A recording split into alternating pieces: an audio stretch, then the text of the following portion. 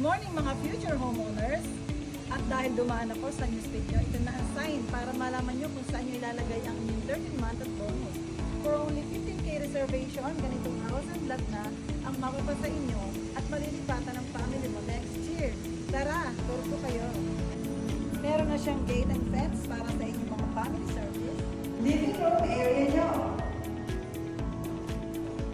Dito ang inyong kitchen with modular cabinet. Ito ang inyong first toilet and bath. Yung service area ng family nyo. Papakita ko pa sa inyo ang bedrooms. Ito ang magiging second toilet and bath nyo.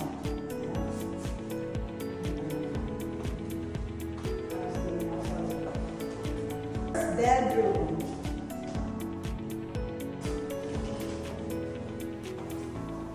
The master's bedroom.